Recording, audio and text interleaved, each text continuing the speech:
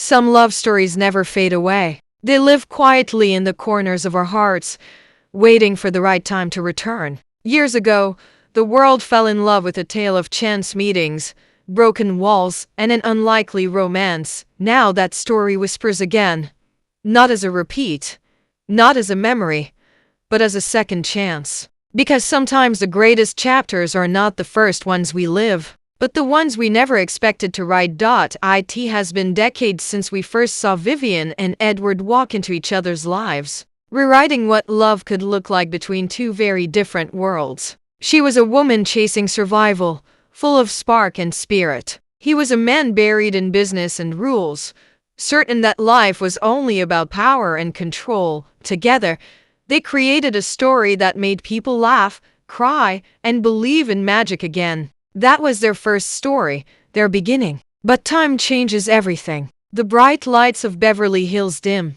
People grow, people drift, and even the strongest connections can be tested by distance, pride, and the weight of years. Now imagine this. Edward, older but not untouched by time, still carries the same intensity in his eyes. Yet his world feels colder. Success has followed him, but so has loneliness. Vivien, still carrying the fire that once turned a man's life upside down, has learned to stand taller, stronger, and wiser. Their lives have not stood still. They have faced heartbreak, laughter, new dreams, and new mistakes. But no matter where they went, that one week in Beverly Hills never truly left them. It became a memory that shaped them, a memory that could never be erased.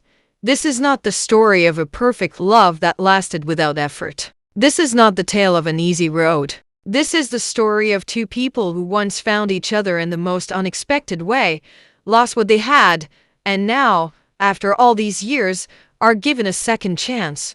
A chance that feels fragile. A chance that comes with old scars. A chance that asks the hardest question of all: can love be stronger the second time? Life is never as simple as a fairy tale. Time does not stand still, and even the strongest memories eventually become shadows. Edward built a world of walls around himself. His name still opens doors. His success still turns heads. But the man behind the tailored suit is not the same one who once dared to step into the unknown for love. He has faced betrayals in boardrooms, seen friendships fall apart under pressure, and spent years chasing numbers that only left him emptier. The charm remains, the power is intact, but his heart has grown quieter. It is as if he has forgotten how to feel the way he once did back when Vivien showed him how laughter could change the air in a room, how kindness could be more powerful than money, and how love could make a man brave. Vivien's journey has been different, but no less heavy. She was once a woman who thought the world would never give her a real chance. She fought for respect, for independence, for her voice to be heard, and she won. Not in a loud or glamorous way, but in the way real strength often shows itself. Steady, patient, unshakable. She built a life where she no longer needed saving, where her choices belonged to her, and where she could stand without apology. But inside, she carries the quiet ache of unfinished stories. She wonders sometimes about the man who once looked at her as if she was the only person alive. She wonders if it was foolish to let him go, or wise to protect herself from the kind of love that can hurt as deeply as it heals. When their worlds cross again, it is not with the sweetness of old memories. It is awkward. It is fragile. Years have placed distance between them, not just in time, but in the people they have become. He is cautious, holding back words he once might have spoken freely. She is guarded, unwilling to step into the same mistakes that once left her broken. They recognize each other, but they also recognize the weight of time. The silence between them speaks louder than any greeting could.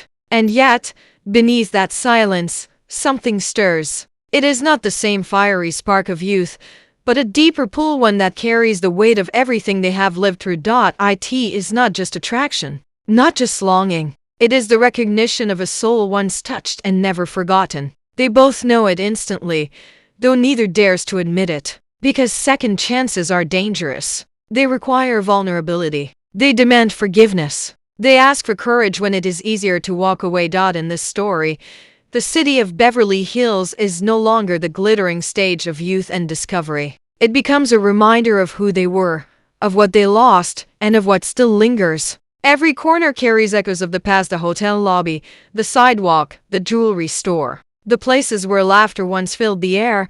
But this time it is not about escaping the world together. This time it is about facing the world as it is, scarred and complicated, and deciding if love can still live inside it. The beauty of their reunion lies not in pretending the years never happened, but in accepting that they did. The tears, the failures, the victories, the loneliness, everything shaped them. And now all of it stands between them. To find each other again, they will have to strip away pride, confront old wounds, and let go of the fear that kept them apart. Because love, real love, is not about repeating the past. It is about rewriting the future. Even when the pages seem too heavy to turn, love is never reborn without friction. When Vivien and Edward find themselves drawn together again, it is not the fairy tale people once believed in. It is messy. It is complicated. It is layered with the ghosts of choices they made long ago.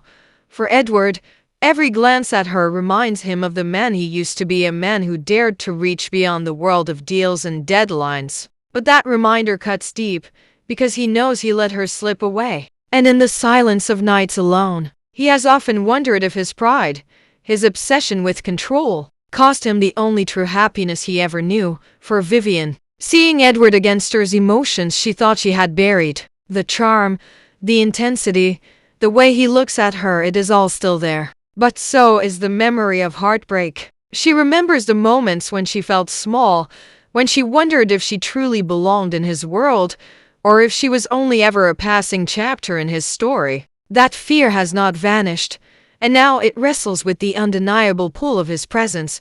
She is stronger now, wiser now. But even the strongest heart can tremble when faced with the love that once shook the very foundation of her life. The storm builds not from the joy of reunion, but from the cracks left unhealed. Edward, still a man of power, struggles to show vulnerability. He hides behind sharp words and careful control, afraid that if he reveals how much he has missed her, he will seem weak. Vivien, unwilling to let herself fall blindly again, demands truth, demands proof, demands more than pretty promises. The tension between them is electric, charged with both desire and resentment. Each word spoken feels like a step toward closeness, but also a step toward breaking apart. And as they attempt to rebuild, the outside world does not stay silent. Old friends, curious strangers, and even the city itself seem to watch them. Edward's world of business whispers of scandal. How could a man of his standing dare to reopen a story that so many once questioned? Vivien, too, wonders if she is walking back into a fire that once burned her. Jealousy creeps in like an uninvited guest, not from new lovers, but from the simple fear that history will repeat itself. And in their eyes, in their silence, that fear becomes almost unbearable. Yet amidst the storms, there are moments that break through. A shared laugh over something trivial, the kind of laugh only people with history can understand. A quiet evening walk where words are not needed, because the air between them carries everything unspoken. A fleeting touch of hands that reminds them what it felt like to belong to each other. These moments are fragile, but they are proof that love still lingers. Even if it is buried beneath years of pain, still, the storm rages. Vivien questions whether Edward can ever truly change. Edward wonders if Vivien can ever forgive him, or if the distance between their worlds is too wide to close. Arguments rise not just about the past, but about the future. Can they live side by side when their lives have been built so differently? Can trust grow again when doubt has already poisoned the soil? Can love survive when both are afraid to give their hearts fully? In the heart of this chaos, something becomes clear. Second chances are not gifts. They are battles. They require more courage than first loves, because they come with scars, with fears, with memories of what went wrong. And as Edward and Vivien stand in the eye of this storm, they must choose to walk away forever, or to fight for something that may just be stronger than it ever was before. Every storm must eventually pass, though it often leaves behind broken branches and scattered pieces. For Edward and Vivien, the storm of their reunion is not the end, but the beginning of something truer.